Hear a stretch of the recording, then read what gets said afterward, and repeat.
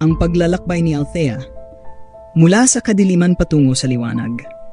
Sa gitna ng kalunsuran ng Maynila, naninirahan si Althea, isang babaeng nagtataglay ng talino at galing sa larangan ng siyensiya. Isang kilalang biolohista sa isang prestihiyosong unibersidad, kinikilala si Althea dahil sa kanyang mga panaliksik na nagpapabago sa pananaw ng marami tungkol sa agham. Subalit, sa kabila ng kanyang mga nagawa, may isang bagay siyang hindi kinikilala, ang pagkakaroon ng Diyos. Simula noong bata pa lamang siya, hindi kailanman naging bahagi ng kanyang buhay ang relihiyon o pananampalataya. Lumaki siyang pinapanood ang kanyang inang si Corazon na lumuluha at dumadalangin sa tuwing may karamdaman o problema. Ngunit para kay Althea, ang mga solusyon ay nasa siyensya at lohika, hindi sa mga dasal. Isang araw, habang abala si Althea sa kanyang pananaliksik sa laboratorio, nakatanggap siya ng tawag mula sa ospital. Ang kanyang ina, na noon ay may edad na at may iniindang sakit sa puso, ay dinala sa emergency room. Nagmamadaling pumunta si Althea sa ospital, ngunit sa kanyang pagdating, huli na ang lahat. Pumanaw na ang kanyang ina.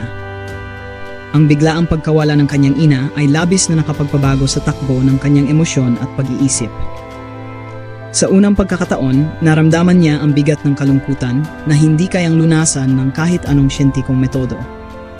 Sa libing ng kanyang ina, habang pinagmamasdan niya ang mga taong nagdarasal at umaawit ng mga himno, naramdaman niya ang isang kakaibang kirot sa kanyang puso, ang kirot ng pagiging mag-isa. Sa mga sumunod na buwan, nagpatuloy si Althea sa kanyang trabaho, ngunit hindi na siya ang dating masigla at determinadong siyentipiko. Nagsimula siyang makaramdam ng kawalan ng gana at direksyon. Sa kanyang pag-iisa, madalas siyang magmuni-muni at tanungin ang sarili kung ano nga ba ang tunay na kahulugan ng buhay. Isang gabi, habang siya ay naglalakad pa uwi sa ilalim ng maliwanag na mga bituin, isang matandang babae na may dalang basket ng mga panindang bulaklak ang lumapit sa kanya. Bilhin mo na, Hija, alok ng matanda, ang kanyang mukha ay bakas ang pagod ngunit may ngiti. Tiningnan ni Althea ang matanda at sa hindi malamang dahilan, bumili siya ng isang bungkos ng bulaklak.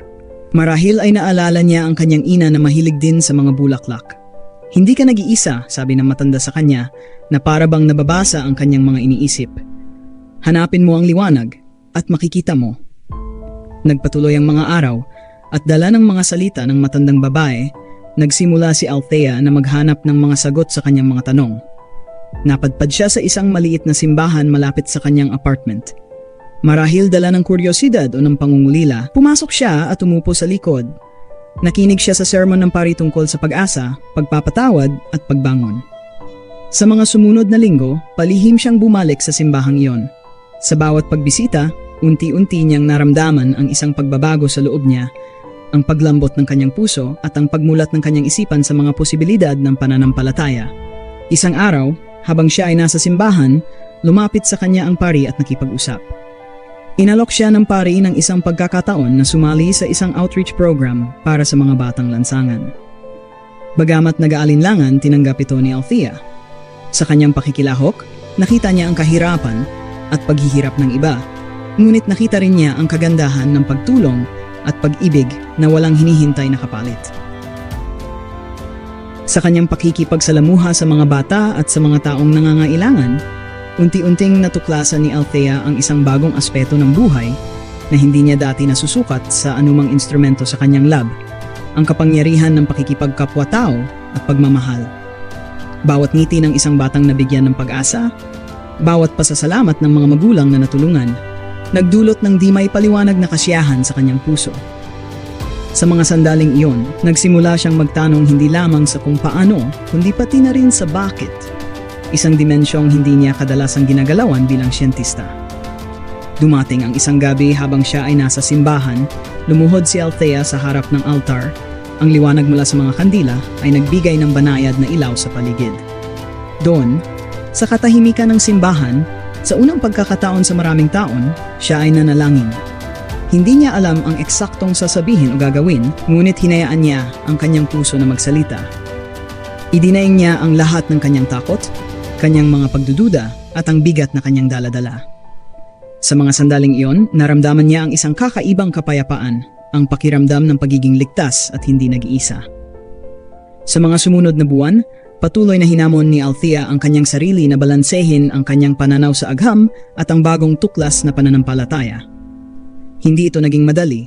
Maraming beses siyang nagduda at muntik ng sumuko. Ngunit sa bawat pagsubok, natutunan niyang humugot ng lakas hindi lamang sa kanyang sarili, kundi pati na rin sa komunidad na kanyang nakapaligid, ang kanyang bagong pamilya sa simbahan at ang mga taong kanyang natulungan.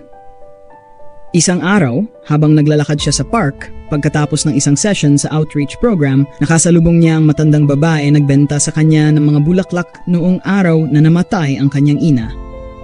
"Kumusta ka na, Hija?" tanong ng matanda. "Mas mabuti na po, salamat sa inyo," sagot ni Althea na may ngiti. "Tinulungan ninyo akong makita ang liwanag sa panahon ng kadiliman. Salamat po." Tumango ang matanda at hinawakan ang kanyang kamay. "Ang liwanag ay palaging naroon, Althea. Minsan, kailangan lang natin buksan ang ating mga mata at puso para ito'y makita." Sa pagtatapos ng kuwento ni Althea, hindi lamang siya natuto na maniwala sa Diyos, kundi natutunan din niyang pahalagahan ang bawat aspekto ng buhay, maging ito man ay nakabatay sa lohika ng siyensiya o sa hindi maipaliwanag na misteryo ng pananampalataya. Ang kanyang paglalakbay ay isang patunay na sa gitna ng mga pagsubok at sakit, mayroong pag-asa at bagong simula na naghihintay sa bawat isa sa atin, basta bukas ang ating isip at puso sa mga posibilidad. Sa huli, hindi lamang niya natagpuan ang pananampalataya sa Diyos, kundi natuklasan din niya ang kanyang sariling layunin at kahulugan sa buhay, ang maglingkod at magmahal ng walang hinihinging kapalit.